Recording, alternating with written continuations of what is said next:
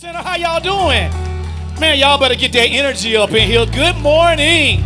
Good morning. Good morning. This is the day that the Lord has made, and I will rejoice and be glad in it. I was glad when they said unto me, let us go into the house of the Lord. And I'm so excited about this morning's Grace and Truth episode because it is part 2 of what men really want from women. Yeah. Have y'all been enjoying this series? We had the men in week 1, and now we had the ladies last week in week 2. And we feel like some things need to be clarified in week 3. You got me? And so since some things need to be clarified, we're coming back for week 3 because we got some things we need to address. What y'all think about that, fellas? What y'all think about that? Yeah, to everybody that's under the sound of my voice, why don't you hit the screen? Why don't you hit the share button right where you are? Share this with your followers on Instagram. Share it with your followers on TikTok. Share it with your followers on Twitter. Give them an opportunity to come in and get on this conversation. It's going to be powerful, empowering, and enlightening. Let's pray. Father, in the name of Jesus, we thank you for everything you're doing. We thank you for everything you've done. We thank you for everything you're about to do. Let the spirit of wisdom, revelation, and the spirit of prophecy begin to flow in our hearts. Holy Spirit of God, let the mind of Christ be released into our minds and into our hearts. Father, let us understand that relationships are about bringing the best out of each other. Help us to see ourselves. Help us to see what you're doing in our lives. Help us to see where you're going so that we can be fit to come into another life to bring the best out of it. In Jesus' name we pray. Amen. To everybody that's under the sound of my voice, yep, we're back, and we're coming back with the same group of gentlemen that was here with us on last week. 2 weeks ago. And I'm going to start out by introducing them. That will be Derek first and Terrence. Yeah, where's Terrence at? I'm saying. Oh, yeah, he's coming around. Yeah, Derek and Terrence. Come on, y'all. Come on. Derek and Terrence are coming up first, and then Anthony will be coming up behind them. Yep, and we're going to hurry up and get right into this conversation because the truth of the matter is, ladies and gentlemen, I don't feel like we got enough time this morning. But we're going to jump directly in. Before I go any further, introduce yourselves one more time just in case. Just in case people wasn't here for week 1. Come on, Terrence, tell us who you are. Good morning, everyone. My name is Terrence, 37 years old from North Carolina. I've been here 2 years. I am a music producer, music instructor, and I've been living the single life for 5 years now. 37 years old, music producer, music instructor, been living a single life for 5 years. Come on, Derek. Good morning, everybody. I'm Derek. I'm from New York, and brain fart. I do maintenance, and I've been single for quite some time, and I just turned 30. Just turned 30. All right. Last week. Gotcha. Yeah, absolutely. Last one, Anthony. Anthony Andrews, 52, was married for 22 years, been single going on 5 years now. And I'm in pharmaceutical sales, been in pharmaceutical leadership for the last 20 years. And I'm excited to be here. And Derek's birthday was last week. He turned 30. Absolutely. Come on, y'all. Yeah. Happy birthday, Derek. Thank you. Okay. All right. Okay. We're going to jump directly into this, ladies and gentlemen. Ladies and gentlemen, on last week, the ladies came, and they was sure, concise, direct, and they wasn't holding anything back. And it was a great conversation. I really, really appreciated the conversation from the ladies. And I want to start at a particular point in this conversation. And the place I want to start at, I don't just want to quote what was said. I actually want to play what was being said. So everybody in the world. So the reason why I want to do this is because social media is in a frenzy. Are you with me? I'm not throwing no shots or none of that. But social media, man, my wife's sitting there like, Okay. You hear her? You all hear what she say? We said what we said, and we meant it, and we standing on what we said. We standing on business, all that type of old talk. But we want to play the video, and we want to start right here at this video in this conversation because this video sent social media in a frenzy, and we want to start the conversation from here. Are you ready, media team? My husband should make sure that if anything was to happen, we're just not gonna be out on the streets. Right. You said if he wanted to go higher, would you be okay if he didn't want to? I would not. No. I think that's a Well, great question. I'm not that You question. got to be real with yourself. Everybody doesn't have the capacity to go higher. That's true. And that does not make him a bad man. It That just does makes not. it not the right one for me. Okay. And I can receive that. Yeah. But on the opposite side with that, we also got to say we okay with being single. Because Trade-offs, Yeah, for I'm sure. sorry. That's just the real Yeah. part because what if he just enjoys being a school teacher? He likes going to work 7 to 4, having his summers off, and that's what he likes. Is that okay? It's not okay for me. Okay. I know that I'm driven. I know that I want to go somewhere and I have a big vision and things that I'm working on. So we just would not be compatible. And that's fair. You think about athletes, a world-class athlete is not competing on a local level. That prize to them means absolutely nothing, right? And so if you think about that in dating sense, like I want the man who I also see as a prize. So the man who doesn't see anything more than where he is now, mentally we won't be okay together because I'm going to try to push you and you're going to want to stay where you are. That's not growth to me. Right. So there's a low baseline that I'll never be okay with. Whoa. When Tiffany made the example of the school teacher, that's actually what sent social media into a frenzy. And the question was simply this. I think, just being honest with you, I think as a people, as a whole, I think we have selective hearing. Meaning, we hear a part of what was said, and we only hear that one little part that we wanted to hear. And we want to take that part, and we want to run all the way with our opinion, not even realizing you missed the entire focus of what she was trying to say. That's what I believe or whatsoever. But I think the question we need to ask is, you heard what was said, starting with you, Terrence. I'm going to start from here and I'm going to come around. Are you okay, so to speak? What do you think about a woman saying, no, she's not okay with what you do and you settling in what you're doing? I think that's the appropriate question to ask. As far as that question is concerned, Okay. If I think it takes a healthy and a mature woman to accept a man that is content where he is, as long as the contentment is grounded in his purpose or is grounded in his integrity and his peace. If that's where it's set, then I can see what I would think a very mature woman can accept that man. However, if his contentment is more I've checked out or complacent, I kind of agree with, because I don't think anyone wants to be with someone where you see more greatness in them than they do themselves, and it becomes a tug. So I like that. Let me say, I agree and disagree with the ladies. However, I do like that no one said that they would just leave. I do like that she said that she would try to push him at least. Got you. As long as it's done with love, it would then be on the man, correct? Got you. What do you disagree with? The reasoning behind it, we don't know the future. You don't know what the situation could be later on. So I try not to speak on those type of things, just out of my lack of control for what there is, the powers that be. Got you.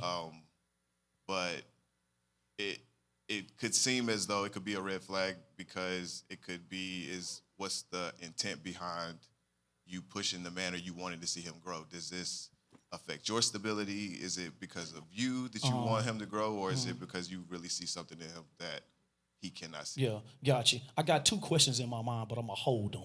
And I'm going to move it, and then I'm going to bring the questions back. You got me? Derek, talk to me.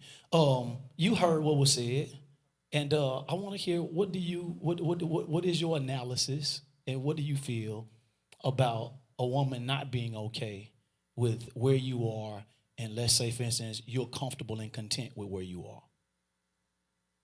I feel as if that if this is the life I've chosen and I'm comfortable in it and it makes me happy at least and it's enough, I think she should be able to like consider like this is the life I chose. Yeah, But there's always room for growth. absolutely. So it doesn't mean like now I'm not willing to grow more in the future. It's just right now in the place or the space I am in that I still have to probably just figure things out or just right now I'm comfortable in it. Okay. Anything else? Not to mind. Nah, I can't think. How you doing, sir? It's a good morning. Come on. Let's go into this thing. Yeah. So I think it's two parts to this. Yeah, for sure. Right. So the first part is if you meet someone in your 20s and you guys are growing together, have grown together 10 years in, and you can't go anywhere, that's where the frustration comes in. At, Okay. Right. Because that's who you picked. Yeah. And that's who you've grown with. And then you get 30.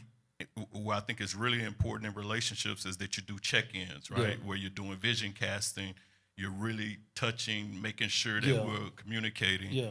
But then there's another part when you're 40 plus, 35, 40, and you're single and you're picking, you have choice, Absolutely. right? So that's when the picking process, really vetting the person, really understand who they are. Yeah. You're not picking someone because they're handsome or because they're beautiful and then trying to change them. I think that's where the problem comes in. Without a shadow of a doubt. Right. So in the first part, when you're 20 and you're growing and now you're 30 and you're like, man, this guy hadn't moved, he's not doing anything. That's when I know that the man has not been a great vision caster and there has not been any intentional meetings from 20 to 30. Because one side's frustrated and the other side's not. That's Without a shadow of a doubt. Yeah, that's a problem. Yeah. And so it's a hot word, it's a hot phrase that she used that got a whole lot of attention, right? And it's this. She said, I'm going to push you, right? So many people in relationship space always talk to the woman and speak to the woman about not settling, right? And so therefore, if a woman is always being pushed not to settle, but then she say she's going to push a man, but when a man says he don't like to be pushed, or he may not say he don't like to be pushed, but in his answer he don't like to be pushed, why is it that a woman is being told not to settle, but a man in the answer to this conversation right here is basically saying, I'm okay with settling and should nobody say nothing to me about that? Am I making any sense? See, because when she said, I'm going to push you, first of all, let me stop right there. What does pushing look like to you? When a woman makes the statement, because that's for me, important. That's important right there. I just called it because we all got different definitions. That's because when important. I hear a woman, somebody going to push me, I'm hearing something totally. It may not be the same thing. So when a woman says she's going to push you, what does that look like to you? I think it's just between the two of them establishing what it is that helps them build their relationship stronger, whether that be she wants more communication or she doesn't feel seen or maybe financially what they had already planned together is not working the way that they need to and they need to maneuver in different ways. The way she speaks to him, the way she uplifts him, or just the way she could tap into what it takes for him to even be in the position that he's in. I think is how. Gotcha. What does pushing? When a woman say I'm gonna push you, what does that sound like, and what does that look like in your eyes? To me, it's like I have women in my life before that pushed me, that wanted more from me than I wanted for myself. Okay. So they brought up job opportunities. They put me in spaces where I can grow. They took the time out to know what I actually wanted and seeing, like, okay, I found different resources you can use to better your life, and brought it to me for opportunity. How did that make you feel? It made me feel good. Like she actually cares, and she's not just being here just to be here or just want a relationship. Absolutely. And so it was more personal. Gotcha. In depth. Yeah. Okay. Was you about to say something? Pushing. Talk. What does that definition sound like to you? Yeah, so I think as we talked about a couple of weeks ago, words are simply containers that carry express for ideas. sure. So I think what it sounds like to the average person is that she's not satisfied with me. I'm not good enough.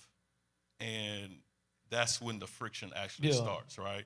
And that could be an assumption. Yeah, that can be an assumption. But nobody articulate the assumption. And that's where communication comes in. And, being able to say, what do you mean exactly by this? What do you mean in this? Yeah, what do you mean by this? What is this?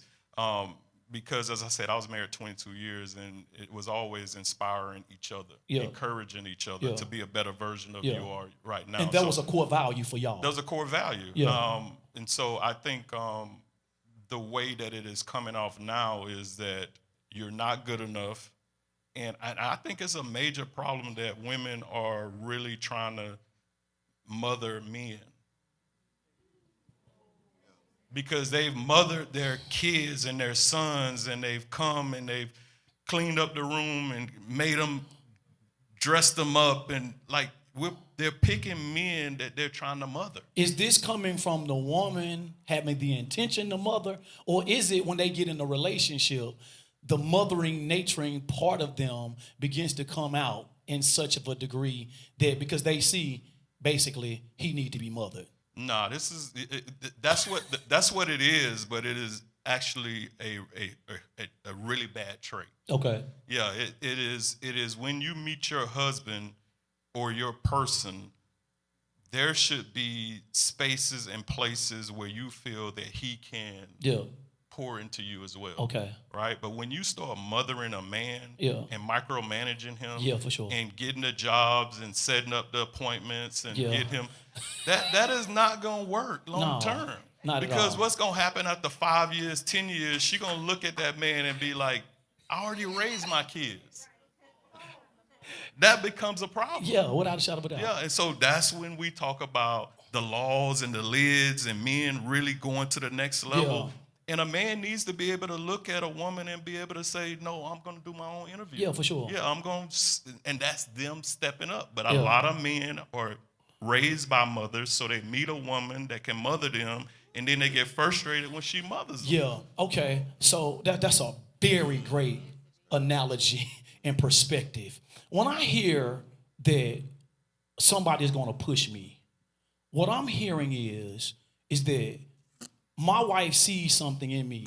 She sees a blind spot that I can't see, right? And because I know without a shadow of a doubt that she wants the best for me, whenever she starts putting her finger on a particular place that's making me uncomfortable, right? Initially, because it's my flesh, it makes me, well, man, chill out. What you on? I got this. But watch this. When I start seeing where she's trying to take me up to a level that I can't see in my blind spot, right? So at that point, for me, I want to fully embrace this. Yeah. It's not the fact of her being a mother to me, but it's the fact that she sees something in me that I really can't see, or she see me being off in a way that she can put me on. And so therefore, she began to push me in a way to drive me into another dimension that it's going to bring the best out of me, and it's going to make me bigger because I'm the leader of the household. Yeah, but that's a healthy version of a partnership. That every partner in business, in relationships, should have some input to help you see further than your eyes can look. Absolutely. Right? That's the pushing. That's the pushing. Yeah, for sure. But that's a healthy version because you're doing the same thing to her. Yeah. But if it's one way and all she doing is pushing you and you ain't got nothing to pour pushing to her, that's a problem, boss. Yeah. Yeah. That's a problem. Talk about it. Yeah. Yeah. Because here's the thing. I started off by saying I really believe. So I'm speaking to the married people right now, and then I'll come back. I believe that the average man lacks vision. The good ones have vision, but the ones who get results are the ones who can cast the vision And have a strategy. where she buys into it. Okay. Because a vision that does not leave room for her to help build and cultivate is your vision. Yeah. And now you got to say no a lot, like we talked about. Can you say no? Yeah. The vision says no. Absolutely. Yeah, we building a house. She's at the mall. The shoes cost $1,500. She looks at the shoes. She thinks about the windows in the house. She says, no, I can't get the shoes because I bought into the vision. For sure. Yeah. The vision governs us. The vision governs Yeah. us. It tells us and no. directs. Yeah. So what I would say to men that are looking now is not only learn how to cultivate a vision, not only learn how to cast a vision, Yeah. but cast it in a way that that woman buys in. Yeah. And you know she's bought in because she starts repeating it to you. For sure. You start hearing her tell her friends what For we're sure. doing. For sure. If you don't hear that, she hadn't bought in. Yeah. And if she hadn't bought in, you're going to have a problem. Yeah, got you. And so let me ask you this, based on what we're talking about, based on this conversation, you said this a couple weeks ago, but I want to ask you again, I want to ask them too. Do men really want to grow? I think growth looks different for most men who've never been in the atmosphere. Let's talk about that. Yeah, so a man that comes into transforming faith where there's continual growth. So I'll be listening, right? Intentional nonstop Intentional, nonstop, continuous growth. growth. Yeah. That man will begin to stretch his capacity Yeah. to understand what growth looks like. Okay. Right? So if you don't understand a thing, Yeah. right, you don't know even the questions to ask about the Without thing. a shadow of a doubt. Yeah, so I think that men desire on their level to do the best they can, but they need to start getting in atmospheres like this because Exposure. women are being exposed to atmospheres like this. Every other month they go into some conference and this and So power their up capacity can women be stretched. and then they come back trying to pour this stuff in. Yeah. And the man is like, man, I'm Yeah. good. Yeah. Yeah, so I Yeah. think men desire to grow. I just don't think they've been exposed to growth. What does growth look like in your eyes? Whether that be spiritual or Yeah, for sure. Like relationally, let's start right there. Okay. What does growth look like personally for you? And then what does growth look like relationally for you? I think they're both accountability. Okay. Honestly, for myself and with my partner, for us to hold each other accountable, but for us to also prove that we can be accountable to each other. Okay. Is what I believe can help us both grow. Okay. Yeah. Accountability is the character trait, but we got to be accountable to something, Yes. so to speak. What does growth look like in your eyes? First and foremost, I think it starts with yourself, and it has to start with your childhood trauma or anything, because you're gonna bring it into your relationship in some type of form or fashion. You have to deal with it. Because if you neglect those feelings or those emotions, Yeah. it's gonna be brought up in the relationship, and it's gonna expose it, and it's just going to widen the gap between you and your partner. Yeah. All right. So you have your y'all have y'all definitions of growth. Now my question is this: if your definition of growth doesn't line up with definition of growth with another person, how do you come on the same rhythm? What do you do to adjust to get on the same rhythm of what growth looks like in both of y'all eyes? See, because like you was talking about that pushing, right? The healthy version and the unhealthy version of pushing, right? Like I said, I see the healthy version is she see the blind spots. She's showing me something that I really don't want to see, but now that I see them, now I got to do what it's time to do. Do what I got to do in order to get there. But at the same time, your definition of growth or your definition of something may be totally different from that. So let's say, for instance, your partner has a different definition and you have yours. How do you get through the friction in order to get a healthy definition? I think one of us has a sacrifice first, or whether that be laying it all out there to get as much clarity between the two of you, so that one can bend a little to continue to move forward. Got you. Talk to me. What do you feel about that? I think first it does take sacrifice, and then just be intentional. Because if you're not intentional, you're not going to hear what they're saying or trying to move on action base. Yeah. And everybody say words, but nobody move more on. Like everybody proves everything through action than words. You can say a whole lot, but not do nothing. And stay in the same place. Gotta be open to it. Talk to me a little bit about this, Anthony, if you don't mind. How do when the definitions are different? See, because if we can't see the same thing, we definitely can't start making decisions and growth and actions to get to the same thing. And I think that's what a problem is also. Like, how do we see this at the same level when you see it here and she see it here? And then how do you come together to see it in the same place so people can start making decisions? Yeah, once again, I hate to keep saying this, but it's just two parts to this. Yeah, for sure. Right? So if you're married, right? Yeah. That's one part. Yeah. That's we're in here, we can't go anywhere. There's no draft picks and no trades. Right? So now we have to be as Derek said, we have to be intentional. Yeah. And I'm a firm believer of monthly meetings. Yeah. Like if you're married and you're not having a monthly meeting, then that's a Something wrong, problem, huh? right? Because we have to get on the same page Yeah. of what all of our definitions look like, Yeah, for right? sure. But if you're picking, and I'm gonna keep saying this, if you're 35 and 40 and 50 and you're picking, we're not working on trying to get on the same level. I am finding a person who speaks the same language that I speak. There it go. Yeah. There it go. You said something powerful, right? That it slipped my mind like 20 minutes ago when that was the second thing. You said when you're picking. Yeah. When you're picking.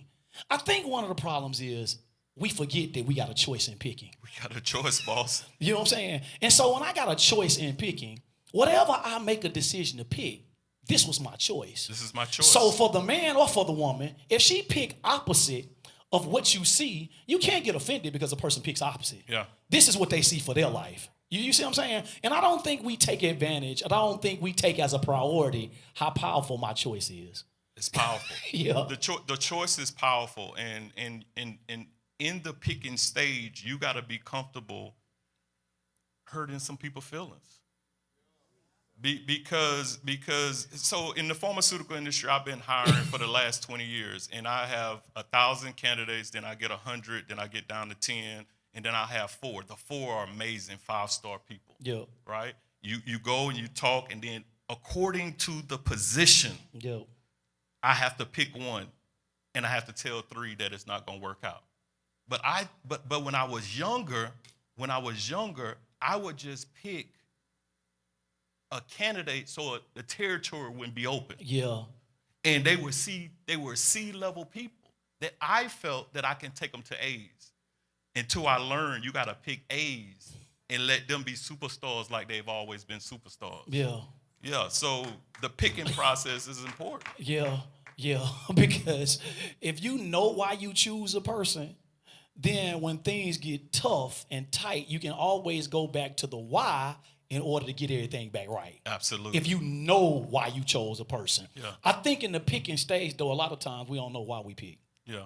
We don't really have a foundation. We just got an open position. We just got an open position. And if somebody look good, She cute. if they smell good, She got long legs. if they feel good, Yeah. then we gonna make the selection. But it ain't got nothing to do with vision. It ain't got nothing to do with It ain't got vision. nothing to do with purpose. Nothing. It don't have nothing to do with direction. It don't have nothing to do with morals. A lot of times, because Yeah. like you said, it's a healthy view and an unhealthy view. Yeah. And so therefore, I got you. Last thing. Okay. So you talk a lot about mentorship. Uh-huh. As you and I talk, we say that you really don't know if the mentor is with you until a problem happens. Yeah. Yeah, as long as it's good, we Yeah. good. Yeah. But the first time you gotta Friction. tell them no. Yeah. The first time of friction, that's when you identify whether you have a true mentor Yeah. or a true mentee. Yeah. I think that we pick because we have a good time. Yeah. We have, good dinner, good chemistry, and we pick a person, Yeah. but we really don't know how Yeah. they react when Yeah. tough things come. In picking, so something hit me again, in the picking process, gentlemen, you both are single men with no children, right? Talk to us about your selection and picking when it comes to what do you feel about picking a woman with kids? With or without kids? With With kids. children, yeah. You don't have any. I mean, this is a difficult topic to speak on. Yeah. Because once before, I was once a child, and my mother was a single parent. Uh-huh. And, mama had a life too. Absolutely. So, Remember now the power of your choice. yeah. Go ahead. If I was to pick a mother and she have kids, the kids got to be able to accept me. It's going to be very difficult to be in a relationship with the mother because you got to date the kids as well. Like you got to pour time into the kids as well. You got to, spend time with them, talk to them. If you really trying to be there for the long time. Yeah. So they got to accept you. If not, it's going to be very difficult to Yeah. date the mother. Yeah, but you're not against picking a woman with kids. It depends at the age group, I feel like, kind of. Yeah. Yeah. Because if the younger the age group is the more difficult Man, it is. stand on what you saying. Mean what you say. Stick your chest out. Make your selection. It is what it is. Just like he just said. Like, seriously, just like he just said. The picking process, some folks gonna get their feelings hurt. Right? And because they get their feelings hurt, that ain't got nothing to do with you and your choice in your life and where it's going. Right? Because it's going to be some people that may not choose you, that you may feel like, man, I know I check all these boxes. But you got to take full responsibility for your choice. The power of your choice can take you up, or the power of your choice can bring you down. When the enemy wants to destroy you, he gets somebody that look good, smell good, and act good, and he bring them before you because he want to take advantage of the power of your choice. Are you with me? And so you gotta know, without a shadow of a doubt, you cannot say that you want to be married when you don't know exactly how to pick. So let me calm down. I'm sorry. Just passion. I'm not fussing.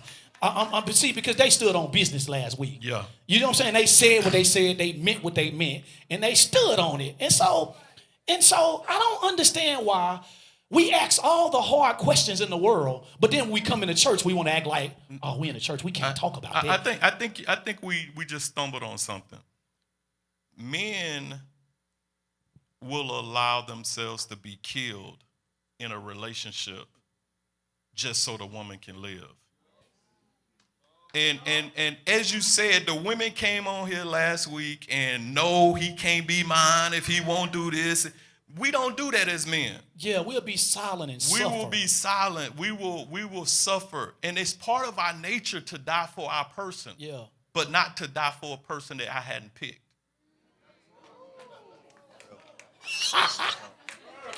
Yeah. Viral. So yes, it is in our nature, in our DNA. If it's 3 pieces of bologna and it's 4 people in the house, we know we don't get a piece of bologna. We know that.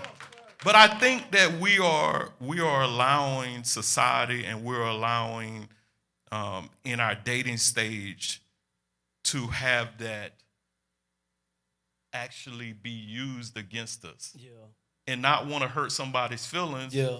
Because we know that we're supposed to die for these people. Yeah. And that's not where we are in dating. In dating, I'm getting to know you.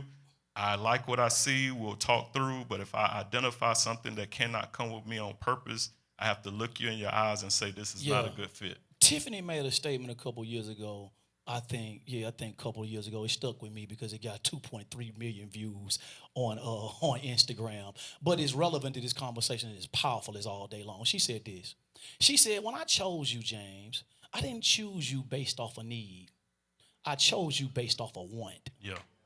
Literally meaning I wanted to make a decision, and I know the decision I'm about to make, I fully want to do it, and I know it got the ability to take me up or it got the ability to take me down. But I want you. I'm not choosing you because I need you, right? And so when I'm choosing from the standpoint of want, this means I'm wanting to sacrifice also. Yeah.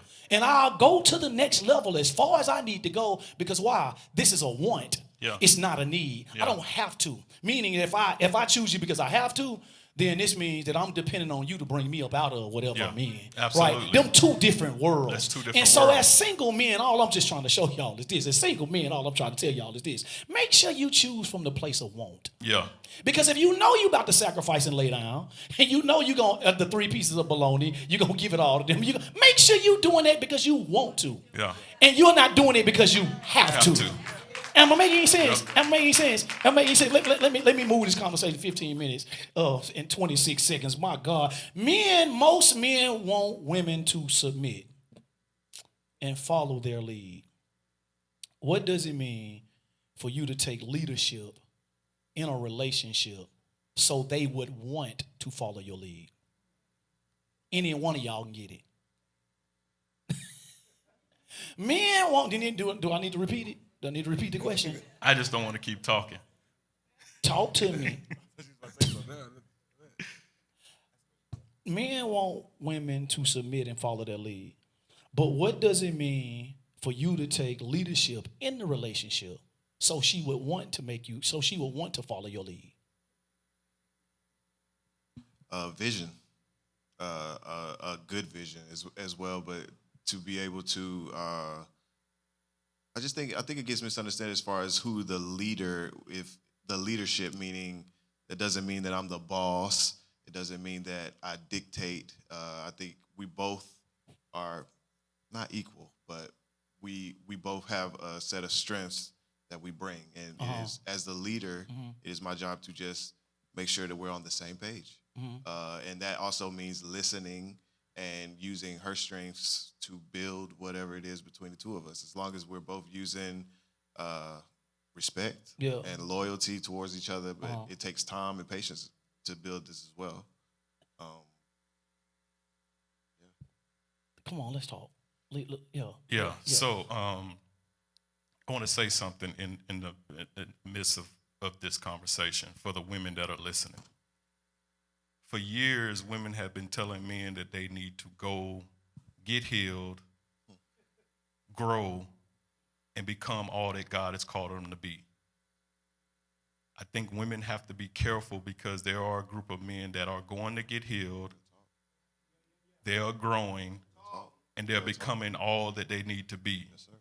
And I don't believe that most women are ready for that type of man with that type of capacity. Yeah. So why not?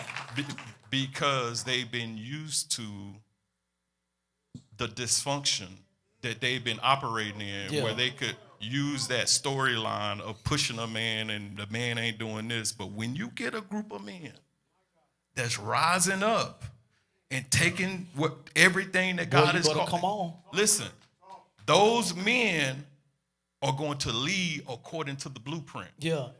And according to the blueprint, that submission has to be automatic when you see him following God. Yeah. Follow him as he follows. So when you start seeing that and women get uncomfortable. Yeah. Can I tell you why? Because men like that lead at a certain speed. And when there is a certain speed that a person don't like a certain speed or a certain rhythm, then it's kind of like you dragging me. Are you with me? It's not the fact that I'm dragging you. It's the fact that I'm moving at a level that maybe you didn't have the capacity, the gifts, the talents, or the ability, or the cultivation, the nurturing aspect to follow and be on the same flow as the same speed I'm on. No, you use the right word, Yeah. drag. Because I believe that women have been dragging men for a long time. Yeah. And when men get in the right place, To drag back. it could potentially look like dragging back. Because there has to be, like, I wouldn't date anyone at this level that's not on a growth mindset. Yeah. Because I would be dragging them. And you know it when you see it too. And listen, and anything that connects to you that's not growing, Yeah. It's dying. it's called cancer. Yeah, for sure. Yeah, and it's there to kill you. Yeah, for sure. So the reality of it is that when these men rise up, there potentially could be a major problem. Yeah. Why you think so? Why, I don't think. Because I'm saying they say they want a man. I don't think the average woman is ready for a man who's in his position, hearing from God, and really casting vision and cultivating an atmosphere where we're gonna be the best version of ourselves. Yeah. Yeah, and I don't have a problem with what Corinne said last week because there are a level of men that actually operate in that top tier. Because Andrews, that turn us on. Amazing. When a woman say she about to push me and she about to, that turns, it's a couple of us in here that, boy, that thing, it do something to us. Like, it's like, now I know that she with me. Yeah. Now I know that she believe in me. Now I know. Man, hold on, boy. I feel the anointing coming right now. Like, I'm serious. I'm serious. It's a few of us in here that it turns us on like this. To say, man, boy, we about to climb up a tree and kill a cat. Let's get it. You hear me? Like, we will not be denied. Yeah. You see what I'm saying? Because why? I'm Mike and we got Scotty. Yeah. I'm Steph and we got Clay. We don't lose in crunch time. We do not lose in crunch time. It is game time, and we're ready to rock and roll. I'm going to say this last thing. Yeah. So there's a part where we say that we don't want to pick based on need. We want to pick on want. Mm-hmm. That is the overall part of I'm not picking out of desperation. Yeah, absolutely. Right? Yeah. But I think in the picking process, you have to identify your Draymonds and your Clays. You need to. You can't. We don't. We can't. If I'm a visionary, We're talking team talk, y'all. Yeah. Go ahead. If I'm a visionary, I don't want to pick another visionary. Yeah. Because we're gonna be sitting around talking about what we're gonna do, and ain't nobody gonna do nothing. Yeah, for sure. We got to pick a strategist. I'm picking a strategist. Yeah. This is majorly important in your picking process. Yeah. I'm a visionary. I need somebody who may not be able to see past tomorrow. Yeah. But when they see it, Yeah. they gonna multiply that thing. Details. Yeah. And so, yes, we're not picking out a need or desperation, but we do need to be picking someone who complements what we do. Yeah. So this means that I got to know the vision inside and out. I got to know my strengths and my weaknesses also, so that when I'm doing the picking, I'm picking my want and actually a need for the voice to be filled. Because what I'm not, she has to be. She has. Yeah, and, without and a shadow of a that's doubt. why this is good to have these Yeah, conversations absolutely. as men. Yeah, for sure. Because when you hear this, maybe you go back and say, I really don't know what I want. Yeah. Really. Yeah, for sure. So I think that's really important that we kind of look at that. Yeah. Like, what am I good at? Yeah. Most women, last couple questions before we open it up. Most women complain in today's time when it comes to men about spiritual leadership. They complain, meaning that they say, I found him, but I don't know if he can lead me spiritually. In your eyes, what does spiritual leadership look like? So spiritual leadership to me is about recognizing who you are, the original intent of the man, and understanding where you need to be as far as your position in the home and your connection with God and being able to hear the voice of God and see the wind, which way it's moving. Yeah. And so when you have a man who really understands his spiritual authority, right? You talked about that last week, not just power, but authority. Yeah. We're going to get in it this week. Where all of heaven backs him up Yes, when he sir. begins to speak. Yes, sir. Right? I look at a man like that of not as a religious form that goes to church, Yeah, but for sure. someone who truly hears the voice of God and knows how to speak into the wife and pull forth her gifts. Relationally. Correct. So in other words, what you're saying is leadership for a man to have an effective leadership in a marriage and in a relationship is that the man has relationship here, so he can pronounce the right instructions, directions, and vision here.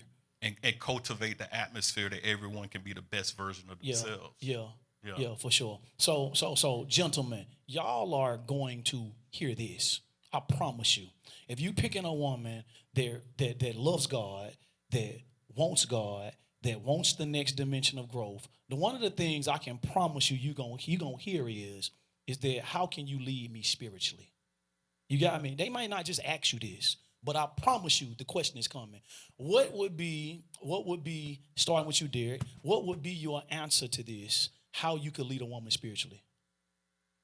I feel like she have to observe and see my everyday life, see that I actually have a prayer life, see that I actually take time and let God soak in my presence, see me in my prayer closet. She has to witness these things if I'm able to lead her spiritually and just in everyday life. Where do I run to? Yeah. Do I run to God? Do I read my Bible? Or I'm just communicating with my friends, getting advice from them based on our relationship, where we at. In your decision making, right? Leadership is expressed not in what a person see you doing, like on the side, but in your decision making daily. When you're making healthy decisions, when you're making godly decisions in the midst of crunch time situations, at this point, people can get confident in saying, man, they got a great track record. They make healthy decisions. They make godly decisions. And guess what? You know what? I'm okay with you leading me spiritually. You got me. This is exactly, see, because in the church, what we have a tendency to do is we got a strong tendency to tell people how we do what we do, right? But we don't really take responsibility or the accountability in showing in our day-to-day lives outside of church how this thing is done. See, because we all come in here and we can put on a facade for 2 hours. For 11 to 1, I can be the greatest of all time. You got me? But some changes. I'm just being honest. That's the reason why the world look at the church the way they look at it. The world thinks the church is a place of hypocrites. I promise you they do, because they'll tell you in your face outside of that door. Like, I don't want your God. I'm looking at your life, so to speak. You see what I'm saying? This is how the world will express it. And I'm saying, when a woman is saying she want to be led by a man spiritually, she got to have some confidence that you got a track record of making godly decisions in the midst of crunch time situations. You see what I'm saying? Last question before I go any further, before we open it up to questions. I think this is the part that I didn't get a chance to get to. But what does it take for a man to feel emotionally safe with a woman? What does it take for a man to feel emotionally safe or safe emotionally when it comes to a woman? Like you just said, a track record. With her? Yes. Uh-huh. How she's shown me that I can put my trust in her. Yeah. She's shown me that there's a safe space between the two of us where I can be vulnerable. And Yeah. like we discussed last time, it Yeah. not be thrown back in my face Yeah. later or used against me Yeah. in a negative way. What about you, Derek? To be in a safe space, Emotionally. to be emotionally Yeah. safe space, Uh-huh. I have to observe. I really have to be detailed in how she communicate with others. Is she spreading other people's things about their lives? Is she Yeah. telling other people? Uh-huh. Because if you can't even hold their information, I Yeah. know I can't trust you with mine. And how you like treat So your if, family. if you see that gossiping, yeah, you know ain't no way in the world. Oh, Yeah. oh. I rather stay to myself. Yeah. Got you. Andrew, talk to me about that Yeah, at the next level. Yeah, I think part of the challenge with being emotionally open with people is the self-sabotage. I think most women, as was said over here, they communicate openly. They don't think before they speak. They potentially could say words that could trigger a man to never open up again. Yeah. Close up. No, not just a man will stay for years. And he closed. That's And he what- closed yeah, up. ain't no question. Yeah, so I think she has to be, we talk about the Proverbs 31 woman a lot, where the king's mom was telling him this is the type of woman that over time she should become. Yeah, she's becoming. Yeah. Yeah, and part of that was that she does no wrong to him. Mm-hmm. She has the ability to. She keeps a safe space created. She keeps a safe space for him. Yeah. And that starts with her. Like if you find a woman that is not emotionally stable, you Yeah. can never trust her emotionally. Yeah, for sure. Yeah, because she can go off at any time. Yeah. And so I think it starts with the type of woman you pick. Is she emotionally stable? How does she regulate her own emotions? Yeah. How does she handle her tough situations? Yeah. And what kind of atmosphere does she, when she wake up in the morning, is she playing the type of music to Yeah. cultivate? Is she Yeah. praying? These are the type of women that you can trust. Yeah, for sure. But if she can't even handle her own self, Yeah. I can't trust her. Yeah. I'm asking this because a lot of times, like relationships, me and Tiffany believe that relationships are built off truth, trust, and transparency. Mm-hmm. And at the transparency point, I hear it daily that from women, men ain't transparent. They ain't talking. And the question is, transparency has been lost and they've been shut down. They shutting down emotionally simply because they can't trust. It's they can't trust, but here's how simple it is for men. A man feels comfortable with you. He's playing around with you. He's tickling you. He's grabbing you. And you look at him and say, you play too much. Can't you just get serious? And from then on, he never plays with you again. He takes it literal. Yeah, you touch something Yeah, inside no of question. him. So the woman who understands this, she's careful with her words. Yeah. Because he could open up to you, but the one thing you say, yeah, just like your daddy or your mama, she spoiled you. That's why you act like that. For sure. And now you got a man that's there, but he's not there anymore. Wow. Ladies and gentlemen, we come into the question part. We're at the question part of the conversation. And so if anybody have any questions, you can come. Marcus got the microphone in his hand. Do you hear me? He points out. With a big smile on He his got a face. big smile. Hold tight. Matter of fact, yeah, we'll start with you. Come on, Marcus. We starting with you. So I think we missed one very valid point, that there's a difference between a godly relationship and a worldly relationship. And so a lot of times when posts go viral, you have both perspectives Yeah, weighing for sure. in. Without a shadow of a doubt. There's also a different, or do you think it's a different in singleness, having a vision, in marriage? Because in the garden, like you say, you can always reference back to the garden. Adam did everything God told him to do before he gave him Eve. Yeah. But then when he gave Eve, he said, be fruitful and multiply. Okay. So if a woman is looking for multiplication and fruitfulness, then as a godly man, we can't be complacent. Yeah. Despite what we feel, feelings always lead to heartache. Okay. And I think, do you think that it's a place of trauma that men, being in the most fatherless generation, don't accept the push? Because my wife pushed me like I'm talking about like I'm jumping off a cliff. But I appreciate it because there's some places that I've grown to that I never would have grown to if it wasn't for her. Yeah, for sure. Because there's a mandate to be fruitful and multiply. Absolutely, without a shadow of a doubt. Yeah. So sure. I just wonder, you think it's trauma that causes men to give pushback from the push when the mandate is fruit, produce, and multiply? Yeah. I think it could be trauma, but on the other end, it's just simply laziness. It's just simply, people don't want to be pushed because they are comfortable with where they are and what they're doing. So therefore, it's a lazy side that gets touched. And when a lazy side gets touched, then rebellion bring forth, right? No, I'm not doing nothing. Like, I don't want to do nothing. I'm in my own power, like, to control my life however I want to control it. On the other side, it could be trauma. It could be I'm stuck in whatever my mama did to me 25 years ago and I never outgrew it. It could be either way. It could be either way. Yeah, but at the root of it, laziness is the core thing that got them, whether it's trauma or whether they just don't want to do it. Like, I'm serious. That's just what it is. Help me out on this. Yeah, listen. A woman desires to meet a man who has enough capacity that she can actually help navigate the vision and not have to push him. Yeah. But we are in times where there could be some trauma, where people have grown through different situations.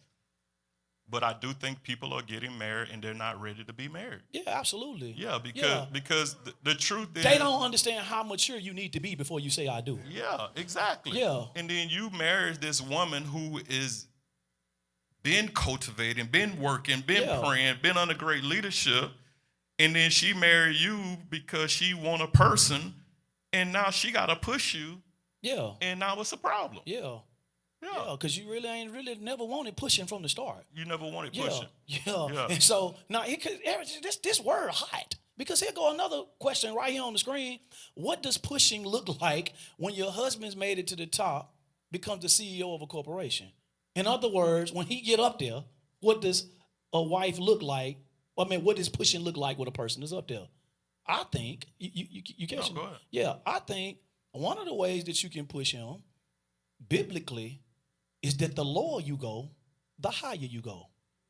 In other words, you've gotten up here in your career, but how far have you went down here in humility within your relationship with God? See, because the truth of the matter is, if I'm up here CEO-wise, but I ain't got no humility, it will not be long before the enemy and before I sow some seeds that begin to trip me and make me start tumbling down. So I think one of the ways that you push a person when they've made it to the top financially is you start pushing them into humility personally and spiritually. I love that. Yeah. I love that answer. Y'all didn't clap loud enough for that answer. Here's the reason why I love that answer is because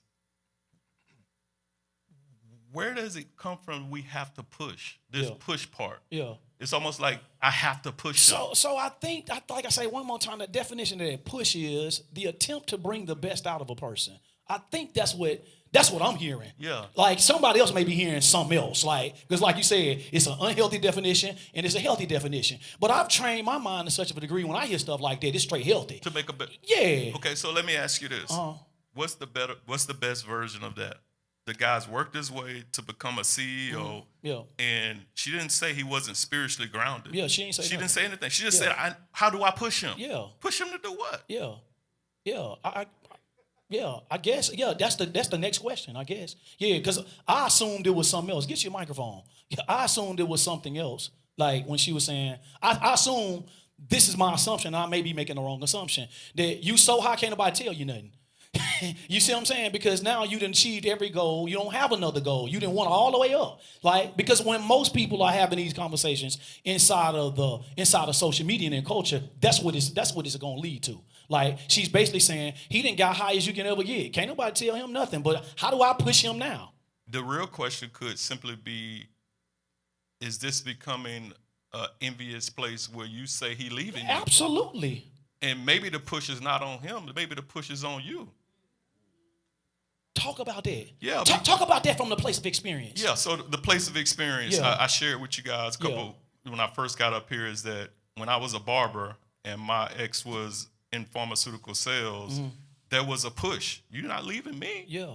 So now I go back to school. I finish my degree. Then I get here, and then she was in front of you. Yeah, and then she's not leaving. And you say you ain't leaving me. She does the same. And so there's a way that we pay attention to our partner. Pastor Tiff wasn't speaking like she was speaking when she first got here 10 years ago. Yeah. It's a push. It's a push. Yeah. And then your executive IQ and financial. Yeah. It's a push. It's a push. Yeah. But the push is not me pushing you because you leaving me. The push is because we are a team that's sharpening each other.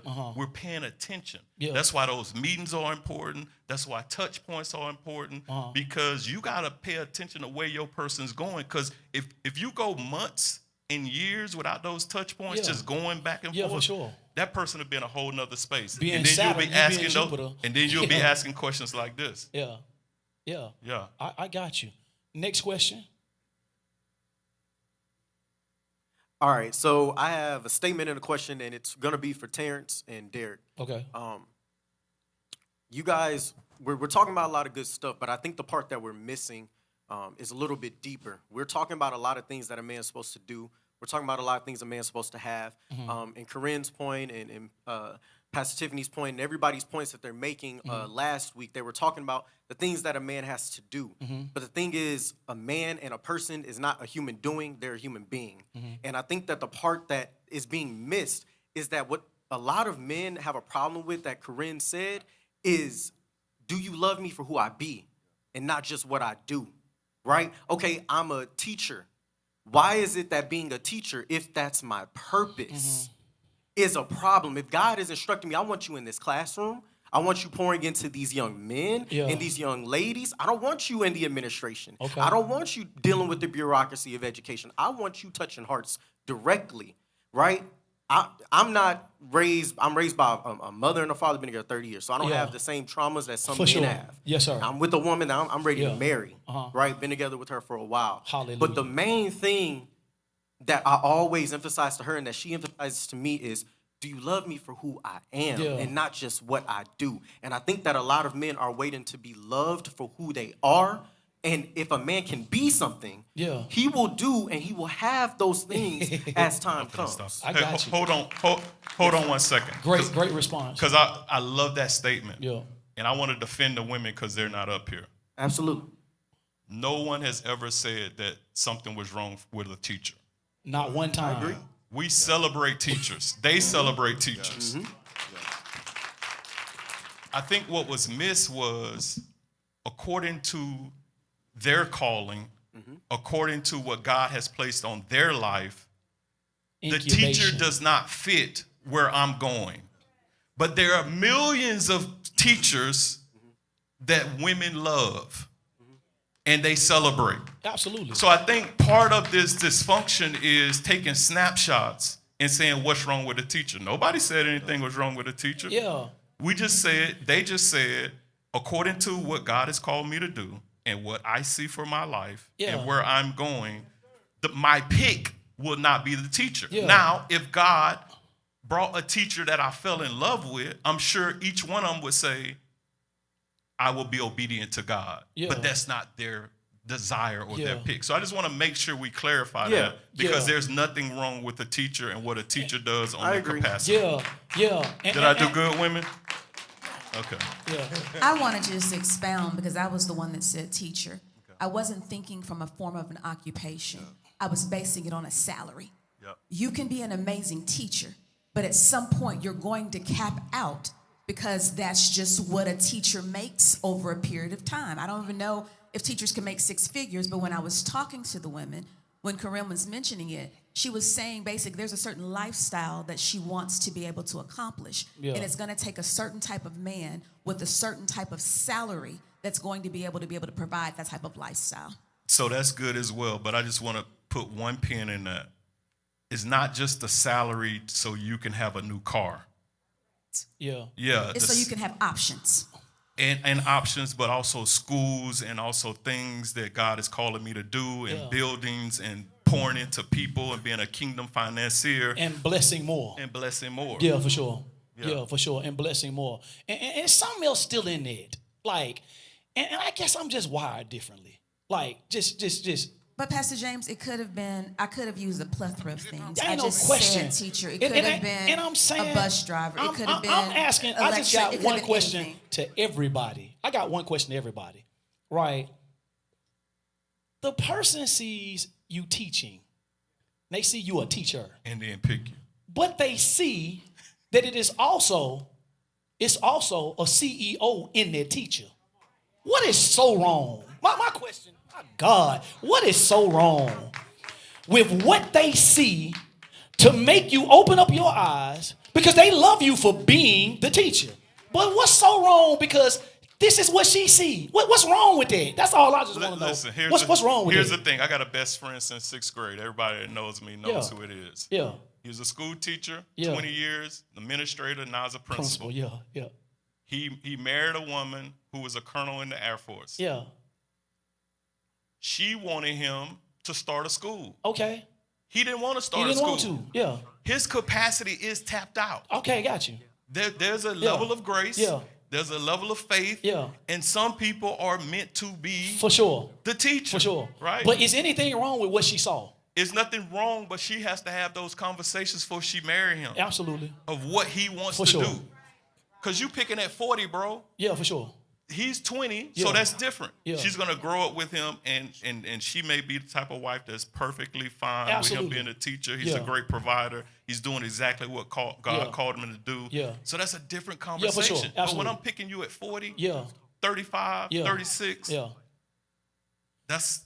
Absolutely. It's passed two that different growth point. conversations. Yeah. For sure, because you 100% right. Absolutely. And then I guess the question becomes too, if they was married and he did tap out and she's still seeing CEO, but he's tapped out at where he is, how do they come to a common ground of agreement so that we can be content in our relationship and peace can flow? How do they come to a common ground? There's no peace coming out. Ain't of that. no peace coming. Nah. To the next person over here. To the I next feel like I person. should clarify what I meant. No. No, you don't have to. Okay. Go ahead if you want to, but you don't have to. I'll just say that growth is not about titles or income. It's a mindset about not wanting to stay stagnant where you are. Yeah. So if you are okay making 60, 70K for the rest of your life, Yeah, for sure. then that's just where you are. Yeah, And it's not for me, and everybody is not for everybody. yeah, Okay. I think you clarified it. yeah. Come on. Fellas, quick question. We touched on picking, right? Yeah. We talked about picking a whole lot. Yeah. Can you talk a little bit about the power to be able to pick? Yeah. I think that's something we didn't touch on. Who you want to answer it first? I want you to expound on that because something's in your head. I want you to talk about that. Yeah, the power of your So picking. experience is the best teacher, right? Yeah. So I don't sometimes because a listening ear. It okay, would have yeah, stopped me yeah, from going to the penitentiary. Yeah. I didn't want to experience it. I had to, but if I'd had a listening, Right on. No, right on. I agree. Yeah. The power to pick, right? Yeah. So if I'm not in a position that I'm satisfied with, Okay. let's just use the word satisfied, right? Yeah. I'm not satisfied. I have to pick at a certain level, or my ceiling isn't as high as it would be if I was fully developed, right? I like that. So how old are you? hold on. 29. Yeah, let him finish asking the question. I'm getting some. Yeah, he done. Go on. No. You done? I mean, that's pretty much it. My ceiling can only go so far, right? Okay. So when I'm here, I try to pick here, Yeah. right? Yeah. And it doesn't end up working out Yeah. because I haven't fully developed yet, right?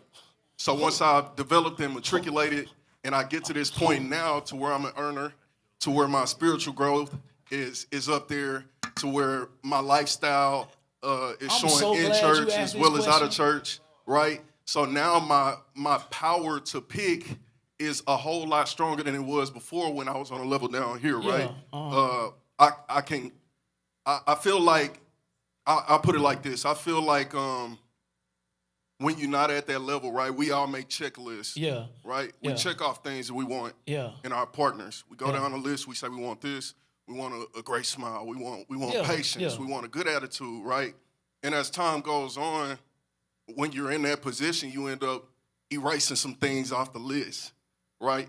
And you get complacent, or you get tired of the time that you've been spending alone, right? So things start to disappear off of your list. Standards start falling, right? And then you end up picking something that's way exactly. You don't want it at all, right? Time goes by, and you like, man, this ain't what I want now because now I started here and I've grown here, and now I understand I can't pick the same things that I was picking when I was down here. You know what I mean? Yeah. Yeah. Can y'all touch on that? Yeah, man. You just did it all, but you just hit it all. But at the first part of your question, I was getting something, but then you kept on going, and my Holy Spirit bring it back. Let me say this. I think the question becomes, who put the parameters on your picking? I think that's the question. See, because for me, like, when I was a single man. No, you can't use you, boss. Yeah, what you mean? You can't use you, yes, boss. I can. You No, can't. I'm the perfect one. Here's why you can't use you. Here's why you can't. I don't think you really know who you are, bro. Like, even then, when I met you, you saw it. Every woman saw it. You had options. A couple of them couldn't have saw it. So because a couple of them. Let me tell you what a couple of them did. Yes, one of them say, "Man, I can't take you home to my mama." She didn't. It's not because she didn't want to. I got rejected. But it's not because she didn't want to. I didn't have nothing. It's because of the people around her. See, here's the thing. The market will tell you your options. Yeah. Yeah. If you let them. No, the market will tell you. Okay. He been trying to date up. He ain't there. But here's the thing. Here's the beauty. No. Well, here's the beautiful thing. No. Go ahead. I'll let you. Here's the beautiful thing. Here's in the scenario. Here's the beautiful thing. If you see that the market is rejecting you because you're not there yet, you have the opportunity to get there. Yeah. First, your relationship with God. Put yourself in atmospheres like this, taking care of your body, your soul, and your spirit. You have the choice to increase your value. I'm playing basketball. I'm in college. I'm thinking about going to the league. Dropping, ain't he? I'm thinking about going to the league. They do an evaluation. The market tells you if you're going to get drafted. Because you have more time to go back to college, you go back to do what? To increase your value. Absolutely. So when you increase your value, you come out and you potentially can get picked. So I think that we drop the ball when we don't realize how much power we have to go back into the lab and become a better version continue of yourself. Developing. Yeah. And then also, yeah, go ahead. No, Pastor you go James. ahead. You all right. Go ahead. Ask your question. No. Go ahead. Touch on that, please. No. See, because he's saying I can't pick. Because the truth of the matter is, I'm saying, I knew, real talk. I wasn't choosing nothing down here. Yeah. That wasn't gonna happen. Right? I chose down there and almost went back to prison. Exactly. Choosing down there. Exactly. I'm serious. And so I'm saying, my wife is a senior vice president of a bank. Tell me. And I'm like, confidence is that's where I'm going. Yeah. So I'm choosing here. Tell me when you have never, in the kingdom, out of the kingdom, been at the bottom. What you mean? You know what I mean. I was at the bottom when we came down here. You weren't at the bottom. Why not? Favor was all on your life, bro. Favor was. You had Steve Harvey calling you. You had Bishop Jakes calling you into private offices. I couldn't take care of the mortgage though, consistently. But favor was on your life. Babe, help me, would you please? Yeah, help me. Help me. So I remember, Help and me. it's interesting that you're saying that because a lot of times people on the outside will see that. But I was with the man who went to sleep one night and burst into tears. What? And he says, what do I do when I'm a public success, And a private but I know that failure. I'm a private failure? So I was the woman that covered the man that got the car repossessed. That when we were out at places, he couldn't afford the restaurants that I wanted to go to. I saw the favor, but it was up to him to make the favor to become absolutely. a reality. Absolutely. So, and that's the thing, our story isn't like everybody else's because he was getting the opportunities, but this is the problem too. What social media has done, it now has given everybody the opportunity. You can take the pictures, you can flaunt it on social media, For you sure. can be all of these things, but in private, when somebody really gets you, who are they really getting? And that's why you pick that person. Absolutely, and that's where the development comes. Last question, Francesca.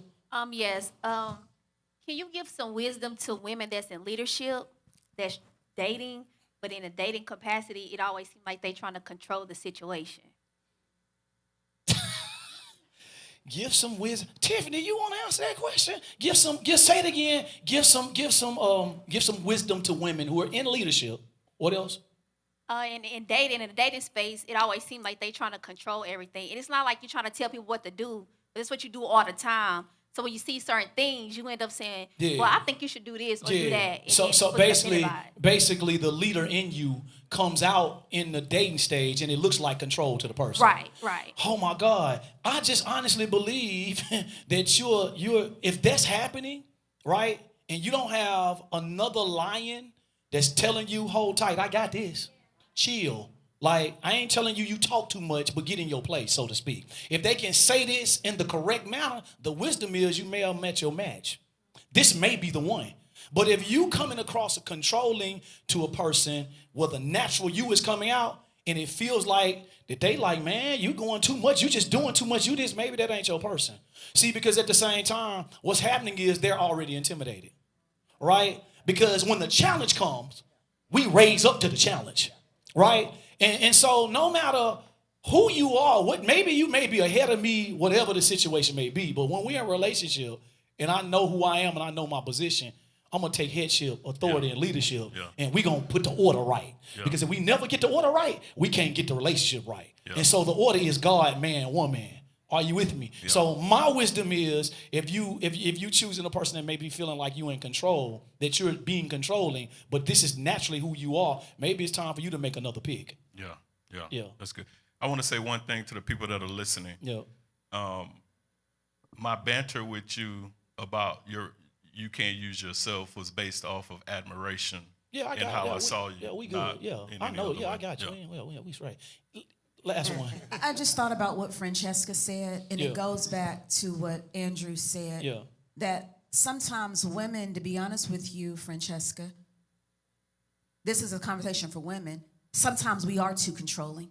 Sometimes we do lead in corporate America and we want to come home and lead. Then Andrew said it's going to be very hard for a woman to meet a man that is healed, that is whole, that is ready to lead. Because when you meet that type of man, your personality still wants to come over and control things.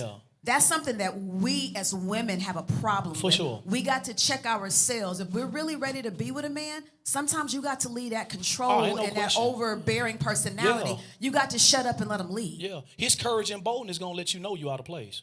I promise you. Have this been a blessing to y'all today? Was this good today? Was this good? I felt like I learned something. I felt like, I'm serious. I think we all should always come into every situation whether you're on the stage or there, you should always be the teacher. I mean, you should always be the student and learning from the teacher. And so everybody can, through experience and through godly wisdom, everybody has something to teach. I think today was absolutely phenomenal. I think, Corinne, we got you straight. We got some stuff clear. We got some stuff concise. And we don't care what the internet is saying. We know exactly what's going on at Transforming Faith. To everybody that's under the sound of my voice, come on, stand up, y'all. Stand up, stand up, stand up, stand up.